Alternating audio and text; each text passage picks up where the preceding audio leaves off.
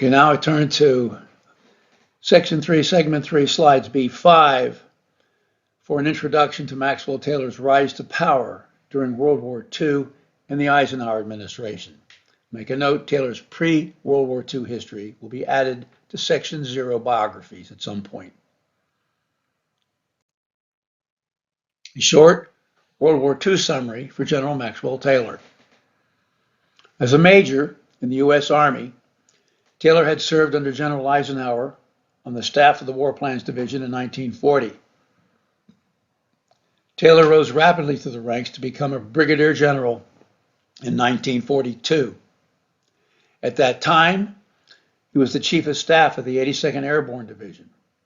Taylor had served under Eisenhower in Operations Torch and Avalanche in Sicily and Italy, respectively. When the commander of the 101st Airborne Division, General Lee, died of a heart attack, Taylor was appointed as the replacement with the rank of Major General. In June 1944, Taylor commanded the 101st Airborne during the Allied invasion of Normandy. Taylor and the 101st Airborne's largest operations of World War II. Under Taylor's command, the 101st Airborne participated in the largest airborne operations of World War II at Arnhem and in Operation Market Garden in September 1944. In December 1944, Taylor commanded the relief of the U.S. forces who were surrounded at Bastogne during the famous Battle of the Bulge. Germany surrendered on 7 May 1945. The plans to send the 101st to the Pacific were scuttled when, after the nuclear bombing of Hiroshima and Nagasaki, Japan formally surrendered on 2 September 1945. General Taylor was then reassigned as the superintendent of West Point.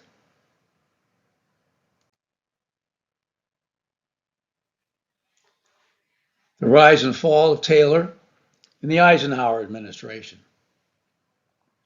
After earning his 4th star commanding the 8th U.S. Army during the Korean War, Taylor became the Army Chief of Staff in President Eisenhower's administration. Taylor publicly criticized President Eisenhower's New Look defense policy, which Taylor thought was too over-reliant on nuclear arms at the expense of conventional forces. Taylor also criticized what he thought were inadequacies of the Joint Chiefs of Staff system. Frustrated with the Eisenhower administration's failure to take his suggestions seriously, Taylor retired from the Army in July 1959. He was replaced with his deputy, General Lyman LEMNITZER, who had been the Vice Chief of Staff in the Army. In January 1960, Taylor published his critical book, The Uncertain Trumpet. Summary: General Taylor rose fast through the ranks to Major General in World War II. Taylor became the U.S. Army Chief of Staff under President Eisenhower.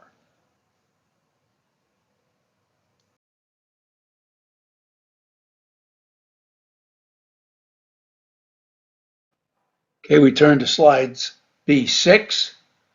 Taylor, a Trojan horse inside the gates, Part 1. General Maxwell Taylor joins JFK's inner sanctum.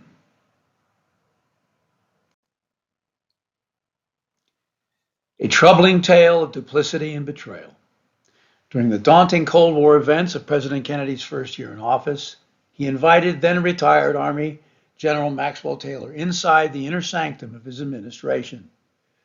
President Kennedy's initial decision to bring Taylor in and to later call him back to military duty had long-term consequences that the Kennedy brothers had not foreseen. Taylor was given a test, a sort of rite of passage. The president asked him to head up a board of inquiry known as the Cuban Study Group to investigate the disaster at the Bay of Pigs. On 21 April 1961, just 4 days after the Cuban fiasco, Taylor received a call from the president. Kennedy said that he was in deep trouble and asked Taylor to come to the White House and talk about it immediately.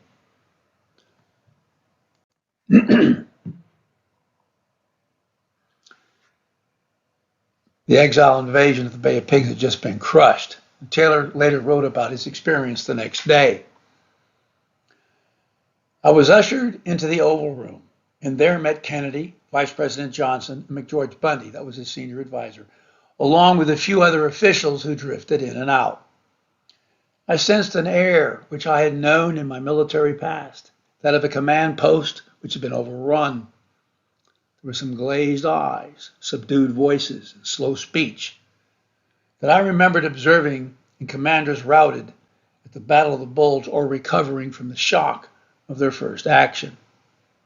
President Kennedy said, if it hadn't been for Cuba, we might be about to intervene in Laos. Waving a sheaf of cables from LEMNITZER, he told Taylor, I might have taken this advice seriously.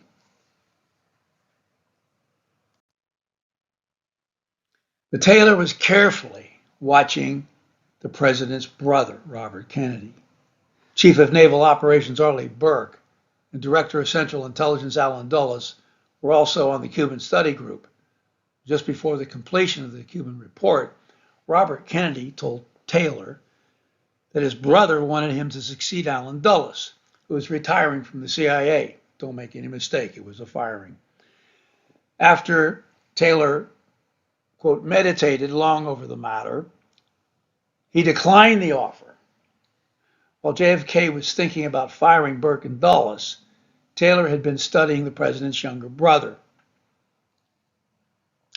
Taylor recalled in his biography, in watching Bobby Kennedy at work on the Cuban study group, I liked his performance, and our work together was the start of a warm relationship, which, in spite of later differences on Vietnam policy, lasted until his tragic death 7 years later. Like, as an aside, after the Bay of Pigs, JFK let his brother sit in every meeting since then.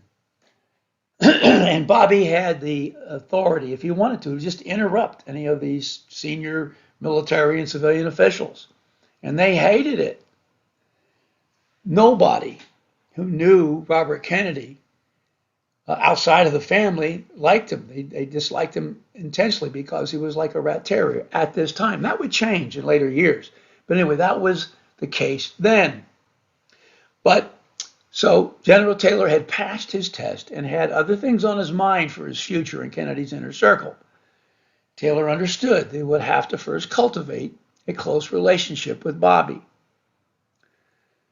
The road for Taylor to get what he wanted from President Kennedy ran right through RFK.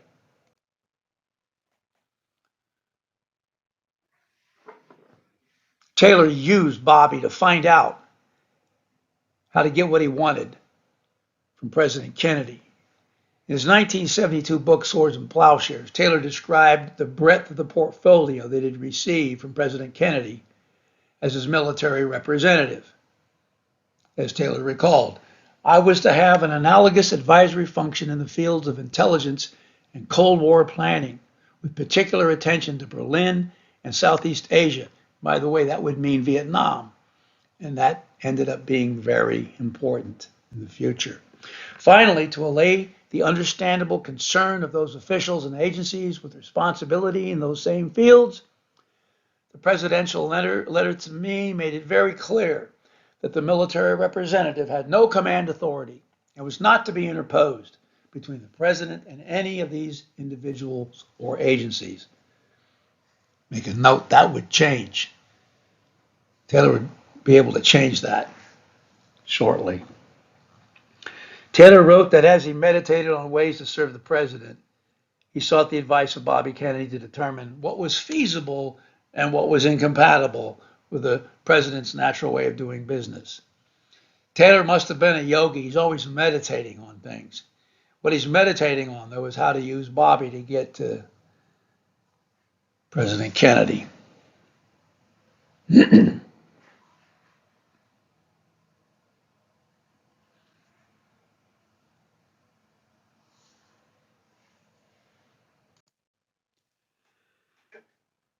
Army biographer James Bender offered this explanation of the tight Taylor-RFK relationship and why President Kennedy wanted Taylor in his administration. As he recalled, Binder recalled, the urbane and intellectual author of The Uncertain Trumpet fitted in well in the atmosphere of Camelot, as the White House's inner circle was called during the Kennedy years. Taylor's book made him enough of a rebel to give him credibility with the new wave of young iconoclasts. Taylor worked hard, was articulate and responsive in the Oval Office, handled himself very well socially, and cut an impressive figure.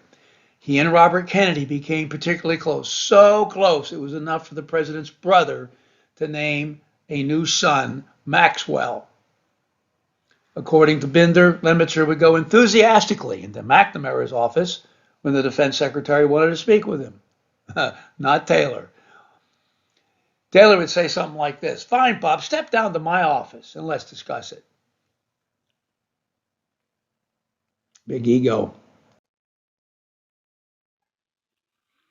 Much the same way as Howard Burris did for the vice president, Taylor assigned surrogates to the key planning groups of the executive branch that he was well informed of events before they happened.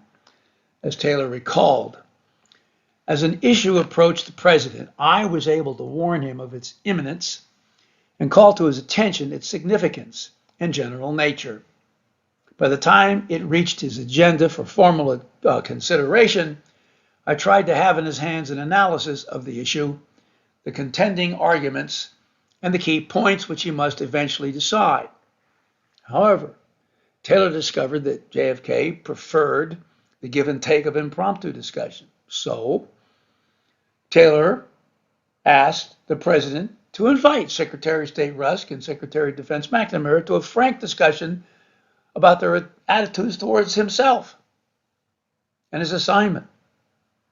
Well, after that meeting, Taylor was delighted to find out that they had totally endorsed his assignment. So he boasted in his autobiography, Swords and Plowshares, that he would be persona grata, not persona non grata. He would be persona grata in JFK's official family. Taylor made it inside the gates. Just before the completion of the Cuban report, it was Robert Kennedy who had told Taylor that his brother wanted him to succeed Allen Dulles, who would be retiring from the CIA. Taylor, his claim that he meditated long over the matter was dubious. I don't think he knew how to meditate. Taylor declined the offer because he had his sights on something else. As Taylor recalled in his autobiography, I returned to the president and told him that I definitely did not want to become the director of the CIA, much as I respected the importance of the assignment. On the other hand, I had given my life to the military profession, and if there was any way in which that experience might assist him, I'd be happy to put it at his disposal. So on 26 June 1961, the day after President Kennedy's unforgettable televised address on the growing crisis over Berlin, Taylor got what he wanted. What Taylor wanted was a path to become the JFK's chairman of the Joint Chiefs of Staff. Why JFK appointed Taylor as his military representative. Having failed to get the Soviet Union to join a disarmament pact, back in 1954, Eisenhower promulgated his new look doctrine of nuclear deterrence.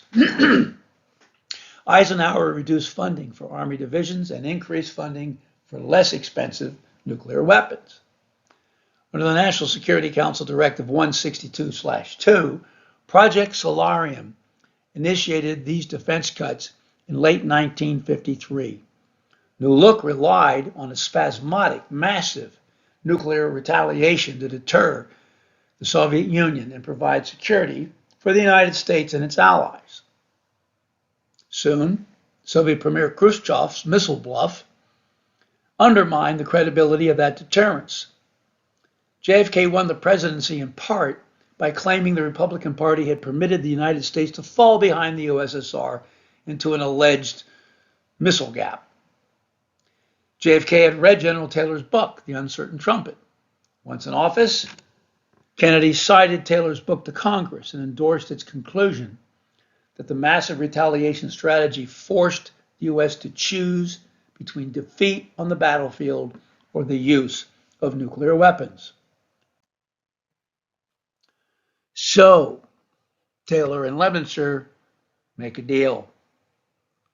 President Kennedy was attracted to Taylor's strategy of flexible response, an option for war without nuclear weapons. By 1960, technology had improved very quickly, however. The U.S. had developed a strategic nuclear triad: intercontinental ballistic missiles, submarine-launched ballistic missiles, and strategic bombers with nuclear weapons. Having been initiated into the family and securing the confidence of the president's brother, the stage was set for Taylor's rise to power in the Kennedy administration and even in his family. LEMNITZER had been Taylor's deputy chief of staff under Eisenhower. In the Kennedy administration, Taylor knew the Joint Chiefs would be worried about a competitive source of military advice in the White House, such as himself. So Taylor made this secret deal with JCS chairman LEMNITZER. As Taylor recalled, "I told LEMNITZER I did not intend to serve as a White House roadblock to Joint Chiefs' recommendations. I suggested an early exchange of views on important matters to sending final papers to the White House so that I could develop my views concurrently and inform the chairman, LEMNITZER, in advance of any possible conflict. In turn, LEMNITZER promised to do all he could to prevent anyone from driving a wedge between us." In effect, Taylor was offering to be a spy for the Joint Chiefs of Staff in Kennedy's administration. Taylor wanted to be the chairman of the Joint Chiefs of Staff. A seasoned opportunist, Taylor was aware that LEMNITZER's tenure as chairman of the Joint Chiefs would end in mid-1962. By the way, that's in the middle of the Cuban Missile Crisis. Taylor was interested in putting on his uniform again and succeeding LEMNITZER as the chairman of the Joint Chiefs. The path to that prize was not through the CIA.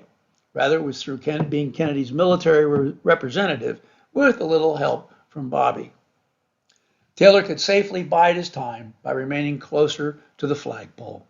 As we will see, there would be several golden opportunities for Taylor to write his own ticket. And 1 year later, Taylor did replace LEMNITZER as the chairman of the Joint Chiefs of Staff. Later on, this would have a profound impact on the course of the Vietnam War.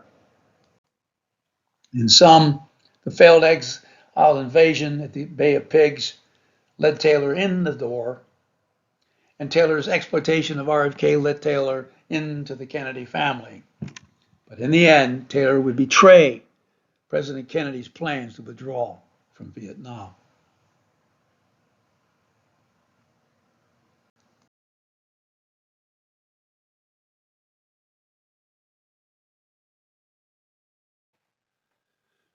We turn to slide set B7, a Trojan horse inside the gates, part 2. General Taylor gets away with defying President Kennedy. Taylor and the National Security Action memorandums after the Cuban report. Although few people knew it at the time, Taylor's report on the Bay of Pigs failure would have a huge impact on Vietnam policy. On 28 June 1961, Kennedy approved National Security Action Memorandums 55, 56, and 57.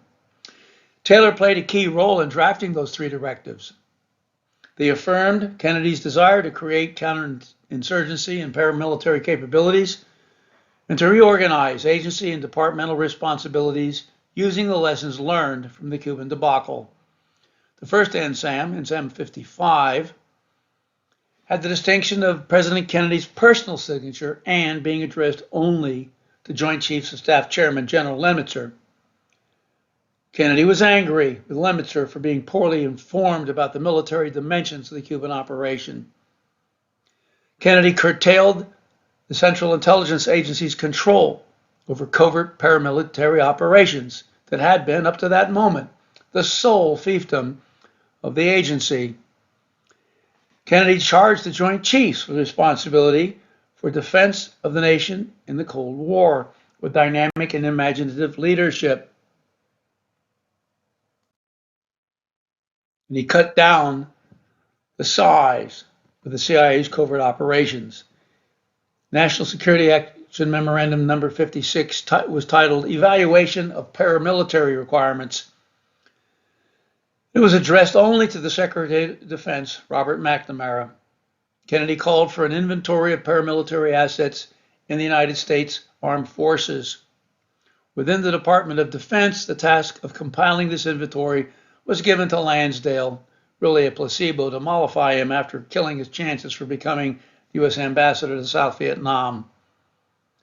Titled Responsibility for Paramilitary Operations, ANSAM 57 was addressed to the State Department, Department of Defense, and the Central Intelligence Agency. It decreed that the Department of Defense would run covert paramilitary operations. The CIA would only have a supporting role, wholly covert or disavowable, and only if they were within the normal capabilities of the Central Intelligence Agency. Taylor writes his own ticket. Among the most important covert programs that would be affected by these decisions were the activities of the U.S. Special Forces in Vietnam. At that time, they were under the operational control of the Central Intelligence Agency. But in 1962, under the codename Operation Switchback, control over those paramilitary forces would be switched to the Department of Defense. Looking over those long-range implications of these three NSAMs from Taylor's vantage point is provocative. In drafting them, especially NSAM 55, Taylor almost certainly had in mind the possibility that he would be replacing LEMNITZER as chairman of the Joint Chiefs of Staff. One can't avoid the conclusion that Taylor understood he might be writing his own ticket. The Taylor-Rostow-Johnson axis for U.S. intervention in Vietnam. In 1960, Walt Rostow, pictured in the upper right-hand corner, published the treatise, The Stages of Economic Growth, a Non-Communist Manifesto, arguing that communism appealed to the millions of people living in poverty in the Third World. Rostow said this problem could be solved by a policy of modernization to be fostered by American economic aid and growth. Well, it sounded pretty good. Impressed with Rostow, President Kennedy appointed him as the Deputy Special Assistant to the President for National Security Affairs. Rostow had coined the term New Frontier that Kennedy used during his election campaign in 1960.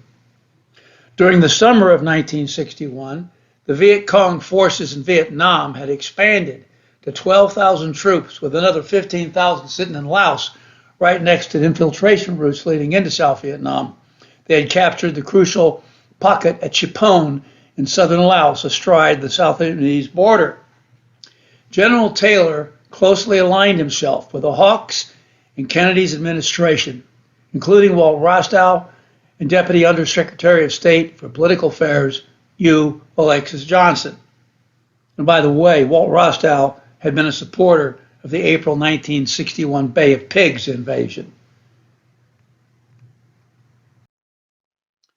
So the battle over U.S. intervention in Vietnam escalates. Concern about what to do mounted over the summer and fall of 1961. Taylor joined Rostow, Alexis Johnson, and General LEMNITZER in advocating U.S. combat forces clear out the Viet Cong troops in the Chipone pocket in Laos. Kennedy disagreed. This schism grew to a chasm during the fall of 1961, as each side remained as determined as the other and equally confident in the soundness of its views. Taylor told JFK that time was running out and that we cannot afford any further delay in this matter. So on 5 October, Rostow sends a memo to Kennedy in which he now argues that the United States has to move quite radically to avoid total defeat in Vietnam. The Joint Chiefs advised Kennedy to intervene with conventional forces in Vietnam right away.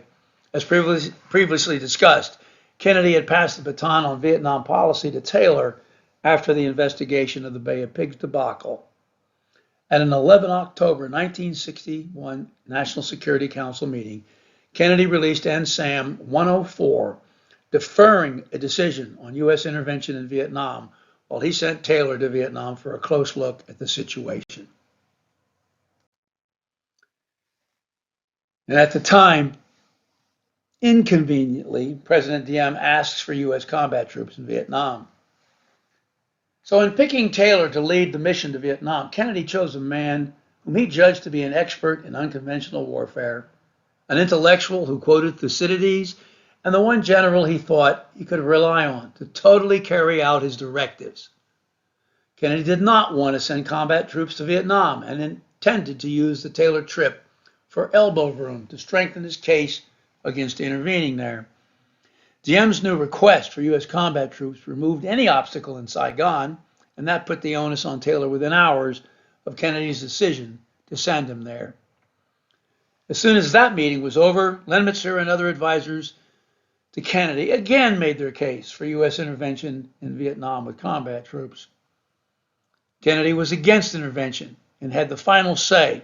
NSAM 104 directed Taylor to examine the feasibility of intervention, but not to recommend action, but to recommend action short of it. By the way, at this time, United States and Soviet ground forces were pouring into and around Berlin. President Kennedy gives Taylor his orders for his mission to Vietnam. In National Security Council discussions, Kennedy complained about the buildup of stories that the U.S. was contemplating sending combat troops to Vietnam. Kennedy said that too much emphasis is being put on this aspect and could well result in a tremendous letdown in Vietnamese morale if they expected such action and we decided otherwise. Kennedy made it clear that publicly Taylor was to be looking at whether an increase in U.S. efforts was called for at all. Kennedy told Taylor this: responsibility for the effective maintenance of the independence of South Vietnam rests with the people and government of that country. Our efforts must be evaluated and your recommendations formulated with this fact in mind.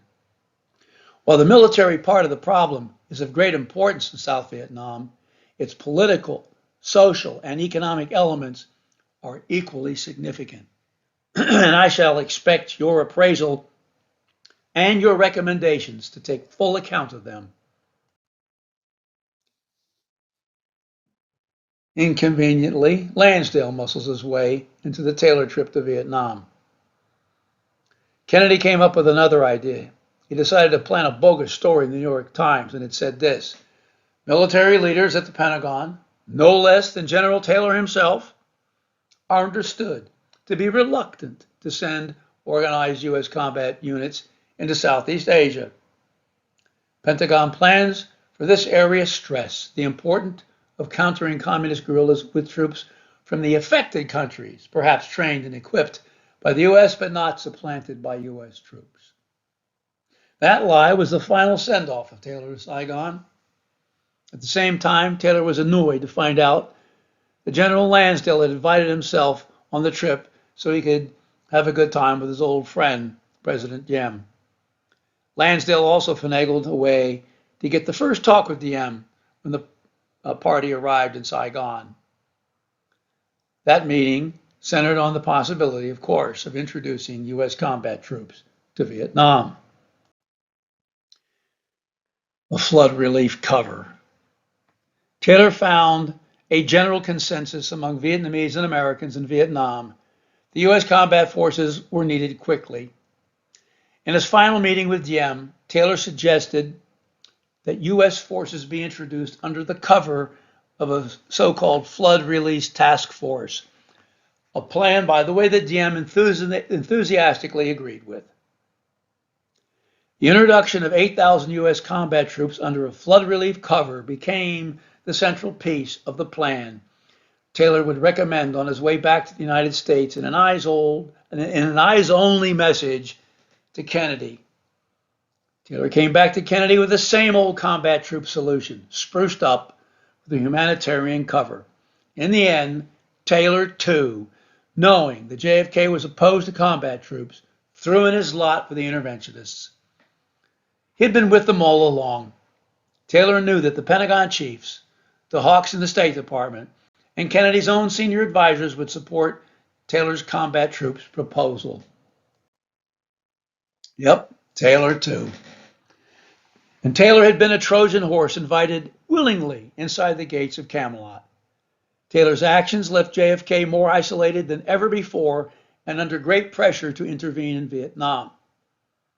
But Taylor was also like flypaper, unintentionally helping to draw Kennedy's opponents into the open. President Kennedy reacted to the Taylor report again by planting misleading stories in the news. They stated flatly that Kennedy was opposed to sending combat troops to Vietnam and strongly implied that Taylor had not recommended doing so. Those stories, journalist David Halberstam noted, enhanced Taylor's reputation and again gave the impression that he was different and better than other generals. President Kennedy decided to clean house. He'd had enough. He relieved Taylor of his responsibility for Vietnam. But JFK let Taylor remain as an advisor. In 1963, Kennedy would pay dearly for not removing Taylor altogether. In sum, President Kennedy ordered Taylor not to recommend U.S. troops for Vietnam, but Taylor threw in his support to the generals on sending combat troops to Vietnam. Taylor's defiance of President Kennedy would lead to something called the Thanksgiving Day Massacre.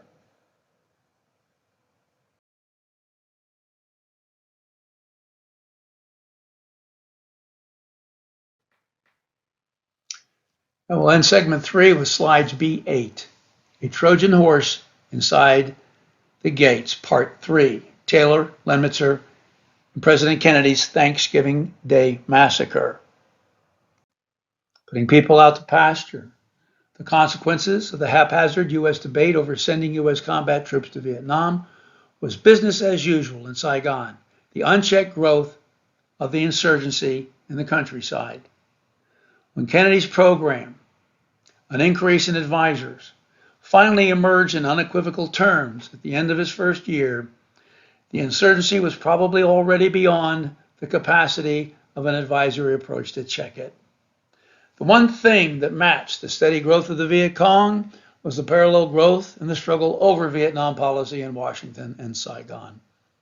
By the end of November 1961, Kennedy finally got around to the unsavory business of putting people out to pasture, something he should have done much earlier. The personnel changes of 26 November 1961 became widely known as the Thanksgiving Day Massacre. State Department moves. The final reorganization of the State Department and CIA between November 26 and 29 occurred in the wake of Kennedy's major decision on Vietnam, NSAM 111, promulgated on 22 November 1961. Everything but combat troops for South Vietnam. The underlying dynamic of the massacre was the lack of compliance in the government with Kennedy's decisions. It was inevitable that some of the key job changes placed officials who agreed with JFK into assignments with the most influence over Vietnam policy. The major changes at the State Department were the appointments of George Ball to replace Chester Bowles as Undersecretary and Averell Harriman to take over the Assistant Secretary of State for Far Eastern Affairs. Walt Rostow was moved to the Policy Planning Council at State Department because Kennedy did not share Rostow's hawkish views. Roger Hilsman was left in place as the head of the INR, the State Department's intelligence organization. President Kennedy, the new Director of Central Intelligence, will be living on the bullseye. With the departure of Rostow, the reorganization of the administration left McGeorge Bundy as the lone heavyweight on Vietnam in the White House. 2 days after the Thanksgiving Day Massacre at the State Department, President Kennedy gave a very short speech at the White House Cabinet Room during the swearing in of the new Director of Central Intelligence, John McCone. The firing of Allen Dulles and his deputy, Charles Cabell, and the Deputy Director of Plans, Dick Bissell, was the direct consequence of the Cuban disaster. At McCone's ceremony, JFK limited his remarks to just 4 sentences, and the last one was a clear warning, quote, "We want to welcome you here and to say that you are now living on the bullseye, and I welcome you to that spot." The threatening way in which Kennedy likened the CIA to a big target could not have been lost on McCone or the rest of the agency for that matter. JFK said, "Support me or get out." On 27 November 1961, Kennedy made Taylor arrange an unusual meeting on Vietnam in the White House with a curious assortment of people attending, including former DCI Dulles and his replacement, John McCone, Defense Secretary McNamara, and an assortment of others who had been fired and their replacements. Kennedy skipped the early part of the meeting. At a moment after joining, President Kennedy suddenly unloaded his frustration over the lack of support for his Vietnam policy. The rest of the meeting was short and electrifying. Quote, "When policy is decided on," JFK declared, "people on the spot must support it or get out." Kennedy wanted to know, whom should the president regard as personally responsible for the effectiveness of the Washington end of this operation? McNamara answered, "Myself and LEMNITZER." McNamara was just being kind to LEMNITZER, who would be replaced by Taylor as chairman of the Joint Chiefs of Staff 6 months later. That replacement will be discussed later in this presentation. McNamara takes charge. At that moment, the baton for Vietnam policy had passed from Taylor to McNamara.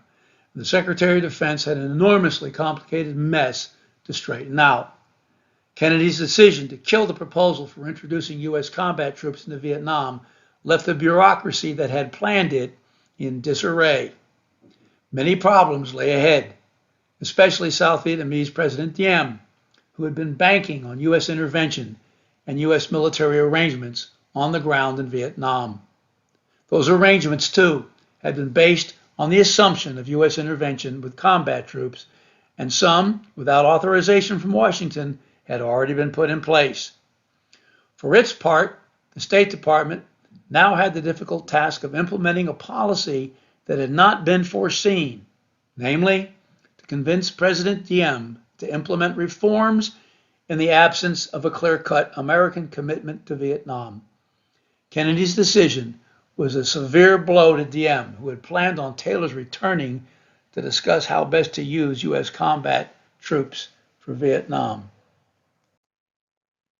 JFK issues National Security Action Memorandum 111. McNamara returned to the Pentagon that night to lay out a plan for, quote, Operation Beef Up, unquote, the many military actions to boost the war in South Vietnam, war effort. At his first SecDef conference, Secretary of Defense conference on 16 December, McNamara set forth 3 tenets. 1, we have great authority from President Kennedy. 2, money is no object. 3, no combat troops will be sent to Vietnam. Kennedy's decision had been made. There were more discussions, there were more memos, there were more pleas, and when Secretary Rusk and Secretary McNamara saw the writing on the wall, they made a joint effort to at least get a complete presidential commitment to Vietnam. This effort, too, was to no avail. And the final version of NSAM 111, issued on 22 November 1961, 2 years to the day of his assassination, contained no U.S. combat troops for Vietnam and no ultimate American guarantee to save Vietnam from communism. Taylor was down, but not out. He had kept his place in JFK's inner sanctum and had plans to replace LEMNITZER as the Joint Chiefs of Staff chairman.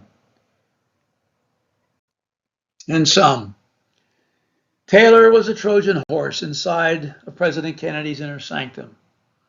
And Taylor had defied Kennedy's instructions and lost control of Vietnam policy. But Taylor had a devious plan to regain control of Vietnam policy.